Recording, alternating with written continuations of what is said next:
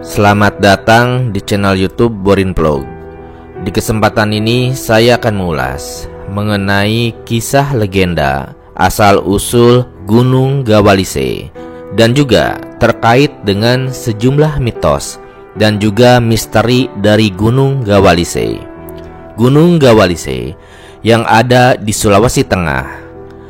Bagaimana kisah legenda asal-usul Gunung Gawalise ini?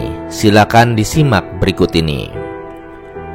Gunung Gawalise adalah nama gunung di Provinsi Sulawesi Tengah.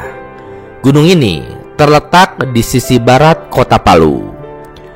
Jalur pendakian ke Gunung Gawalise melalui Kelurahan Silait, tepatnya dari lokasi Taman Ria Kota Palu atau di bibir pantai Teluk Palu.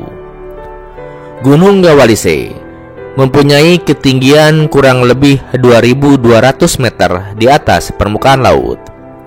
Merupakan gunung yang jalurnya bisa dikatakan ekstrim di daerah Kota Palu. Walaupun hanya mempunyai ketinggian di atas 2000, tetapi gunung ini didaki mulai dari titik 0 meter di atas permukaan laut. Adapun terkait dengan Gunung Gawalise, ada sebuah kisah legenda mengenai awal mula atau asal-usul penamaan Gunung Gawalise dan juga mitos mengenai penunggu Gunung Gawalise, yaitu Putri Gawalise dan Ladala. Dan berikut adalah kisahnya. Jutaan tahun yang lalu, Lembah Palu masihlah berupa lautan yang dalam. Tambatan perahu yang paling dekat dari pemukiman berada di Bangga, kini masuk wilayah Dolo Selatan. Sementara di bagian barat adalah lembah, dipagari hutan belantara penuh binatang buas dan juga binatang melata. Daerah sekitar pesisir Palu saat itu dianugerahi Tuhan Yang Maha Kuasa dengan bentang alam yang sangat rupawan. Perdagangan hasil bumi dan juga ternak berlangsung lancar dan juga ramai.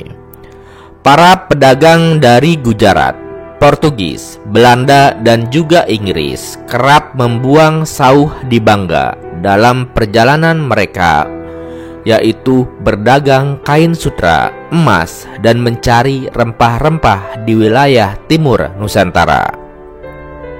Sahdan. Saat itu hiduplah seorang putri raja nan cantik jelita. Oleh Raja Kamanuru, ia diberi nama Gawalise. Orang-orang mengenalnya sebagai Putri Gawalise. Tak cuma rupanya yang menawan, tapi hatinya juga elok tak terkira. Ia menjadi kecintaan semua rakyat di wilayah kekuasaan Raja Kamanuru. Wilayahnya membentang dari ujung Tanjung Karapea hingga Peku Rehua dan juga Kulawi.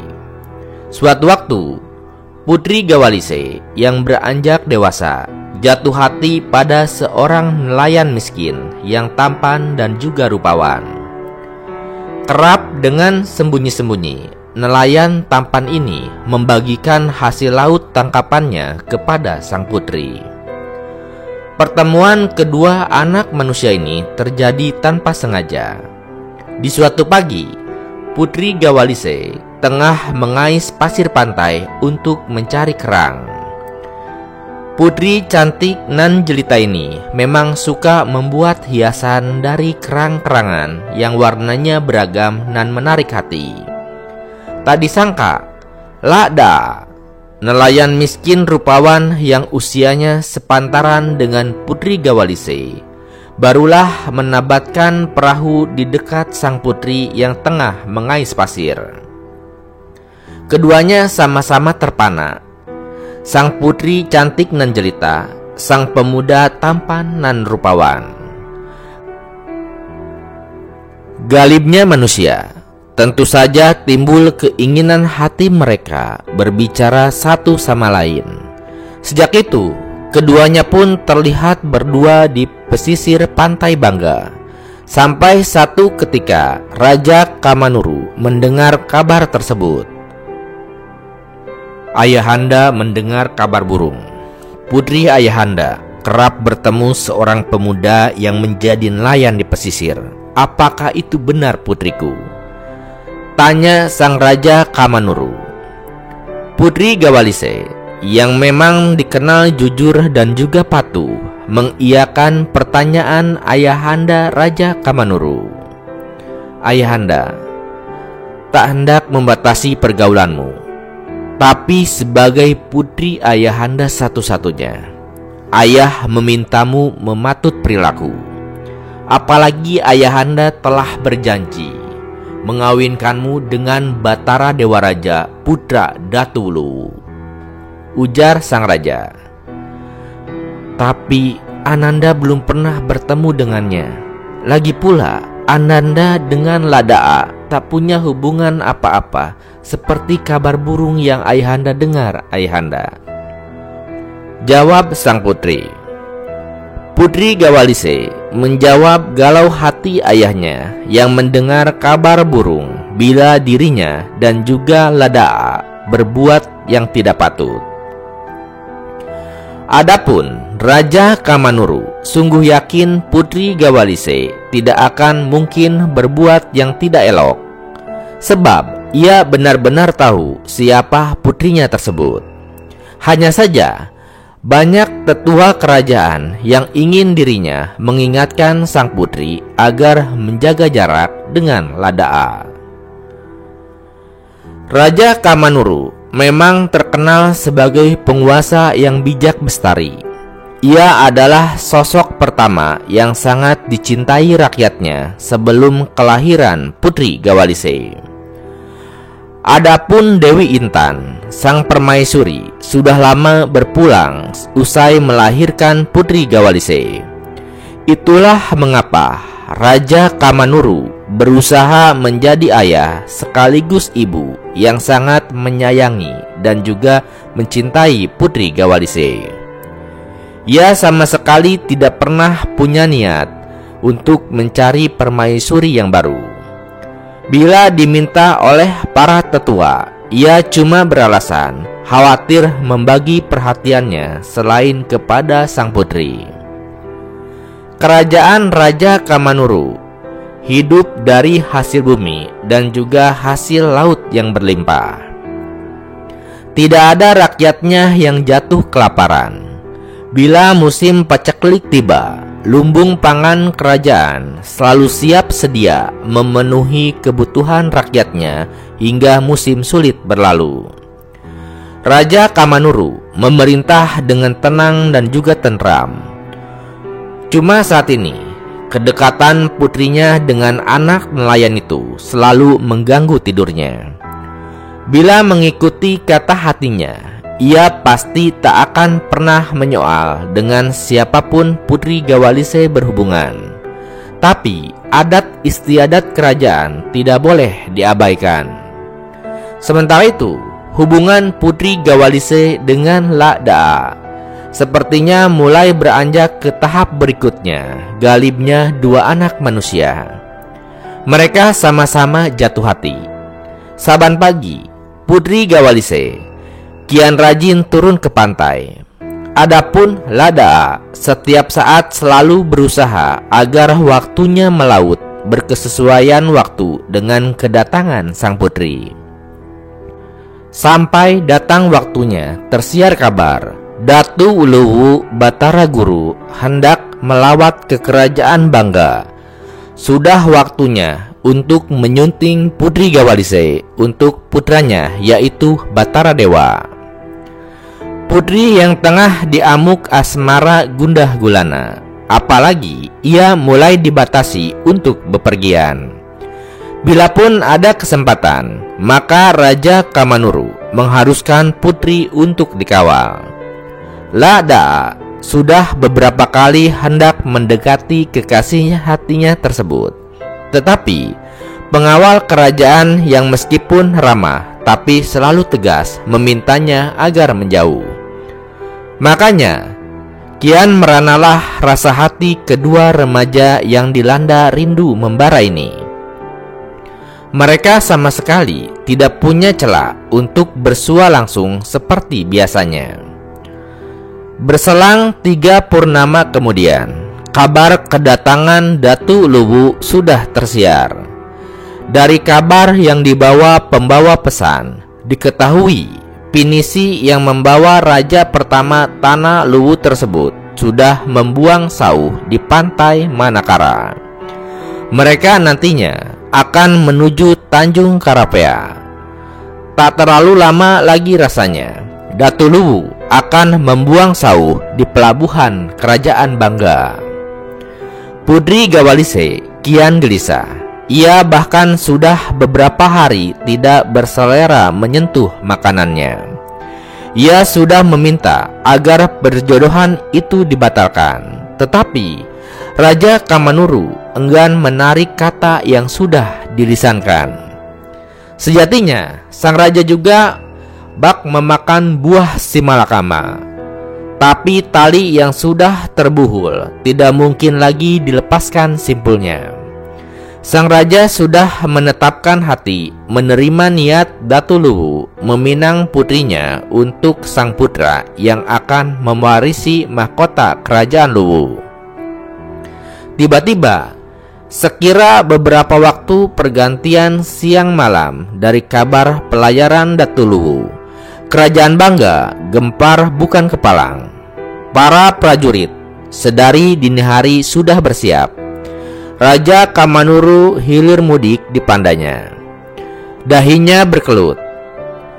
Ia terlihat seperti lebih tua dari usianya.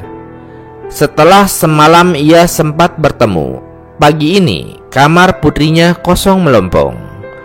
Prajurit pengawal yang ditugasi memeriksa pondok hunian Ladala membawa kabar buruk. Remaja itu pun tak ada. Tampaknya dialah yang membawa sang putri. Raja Kamanuru pun mahpum. Ini karena dirinya terlalu kukuh memegang janjinya kepada Datu Luwu. Ia gundah lantaran tidak lama lagi Datu Luwu menginjakkan kaki di pendapa kerajaannya. Lalu tersiar kabar Pinisi yang membawa Datu Luwu karam sebelum sampai di Tanjung Karapea. Ibarat ujar-ujar malang tak dapat ditolak, untung tak dapat diraih. Kabar itu kian meletupkan kembali kegelisahan Raja Kamanuru menanti putrinya yang tak kunjung ditemukan. Sudah 90 kali pergantian siang dan malam, kabar dari sang putri tak kunjung terdengar. Seluruh pelosok negeri sudah dijelajahi. Seluruh lembah, pesisir, bukit, dan gunung sudah ditilik. Jejak mereka tak juga terendus. Sampai kemudian ada pemukim di lereng gunung bagian barat datang membawa kabar. Putri Gawalise dan Ladala terlihat menuju belantara di bagian barat Bangga. Mereka mungkin menuju Gunung Keramat, tempat terlarang untuk dikunjungi oleh kebanyakan orang.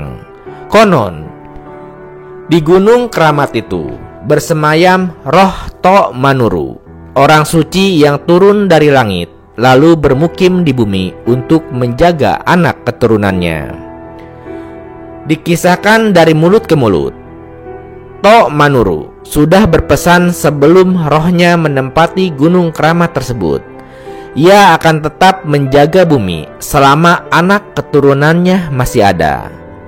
Apalagi ia tahu Bomba Talu dan juga Linu kerap datang sewaktu-waktu di atas bumi yang dijaganya tersebut. Kembali ke Putri Gawalise. Baik Putri Gawalise maupun Ladala tahu belaka kisah tersebut. Hanya saja mereka tak punya keraguan sedikit pun. Mereka tahu tidak akan mungkin orang naik ke Gunung Keramat tersebut dengan sembarangan. Semua takut bala yang akan datang melumat mereka bila berani naik ke Gunung Keramat ini. Namun entah mengapa kedua anak manusia ini tak merasa mereka ditolak oleh roh dari Tok Manuru ketika datang ke tempat persemayamannya tersebut. Mereka seperti merasa selalu dilindungi. Ular dan binatang buasnya pun tak mengusik mereka. Dan bermula pada suatu malam, keduanya sama-sama bermimpi didatangi oleh roh dari Tok Manuru yang berpesan agar mereka membangun pemukiman di punggung dan lereng Gunung Keramat tersebut yang dekat dengan puncak Gunung Keramat. Mereka juga diminta bisa menjaga hutan dan juga lingkungan di mana mereka nanti bermukim.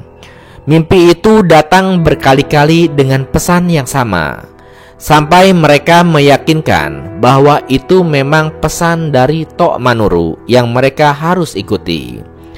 Keduanya pun meneguhkan hati untuk menetap di Gunung Keramat. Sementara itu, setelah mendengar kabar tadi, Raja Kamanuru dengan para tetua lalu membuat ritual. Mereka harus meminta izin untuk bisa mendaki ke puncak Gunung Keramat. Singkat kata, setelah penuh susah payah, mereka pun bisa bertemu Putri Gawalise dan juga Ladaa di puncak Gunung Keramat.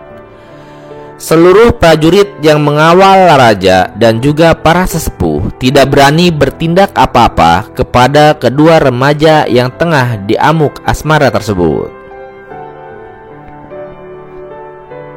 Kami bersumpah selamanya akan di sini bersatu dengan roh dari Tok Manuru yang sudah berpesan agar kami membangun kampung di sini, ujar sang Putri Gawalise kepada ayahandanya, yaitu Raja Kamanuru. Mendengar penegasan putrinya dan remaja nelayan itu, Raja Kamanuru tinggal mengelus dada. Ia yakin meski dibujuk dengan segala upaya, keduanya tidak akan mau turun ke lembah. Ia cuma bisa menyesali keputusannya yang telah membuat putrinya menderita. Akhirnya, setelah semalam menetap di pondok yang dibangun Ladala di puncak Gunung Keramat, mereka pun turun ke lembah. Saat berpamitan, Raja Kamanuru kemudian bertitah untuk menamai gunung itu dengan nama putrinya sebagai tanda penghormatan dan juga penyesalannya. Untuk menemani keduanya, Raja meminta seluruh prajurit yang mengawalnya menetap bersama Putri Gawalise dan juga Ladaa, lalu membangun pemukiman di sana. Putri Gawalise dan juga Ladaa setelahnya dinobatkan oleh rakyat yang mengikutinya sebagai raja dan juga ratunya. Sejak saat itu, semua orang mengenal tempat bersemayamnya roh Tok Manuru itu sebagai Gunung Gawalise. Kini kita bisa melihat keturunan sang putri dan juga sang nelayan miskin itu sudah beranak pinak dan bermukim di sepanjang lereng Gunung Gawalise. Gunung Gawalise yang namanya ternyata diambil dari nama Putri Gawalise. Legenda Putri Gawalise ternyata mengajarkan bahwa kekuatan cinta nan tulus dapat mengatasi segala rintangan. Gunung Gawalise juga menjadi simbol cinta abadi antara Putri Gawalise dan juga Ladaa. Suatu waktu bila kita mendaki di Gunung Gawalise, lalu tiba-tiba terdengar senandung perempuan atau suara seorang lelaki menyapa, yakinlah Putri Gawalise dan juga Ladaa tengah menyambut kedatangan kita. Jangan takut, mereka cuma mengingatkan kita untuk patuh pada pesan Tok Manuru yang bersemayam di puncak Gunung Gawalise untuk menjaga hutan dan juga lingkungan di sekitarnya. Ya, terlepas dari mitos dan juga cerita legendanya, Gunung Gawalise yang terletak di bagian barat kota Palu ini sering dikunjungi oleh para pendaki yang ingin menghabiskan waktu liburannya, karena jaraknya sangat berdekatan dengan kota Palu. Gunung yang didiami oleh suku Kaili Daa ini banyak menawarkan pemandangan eksotik lembah Palu, Selain itu, kita bisa melihat secara keseluruhan daerah Kota Palu. Ya, Gunung Gawalise merupakan salah satu gunung ikonik di Palu dan menjadi asal nama stadion olahraga setempat. Jalur pendakian ke gunung melalui Kelurahan Silae, tepatnya dari lokasi Taman Ria Palu atau di bibir pantai Teluk Palu. Jarak ke titik pendakiannya hanya sekitar 20 menit dari bandara besar dengan penerbangan langsung ke Jakarta. Karena itu, banyak yang menilai Gawalise sebagai salah satu gunung yang paling mudah diakses di Indonesia, khususnya di wilayah Sulawesi Barat. Gunung Gawalise sebenarnya berada di ujung utara pegunungan luas dari utara selatan yang membentang beberapa kilometer di sisi barat lembah Sungai Palu.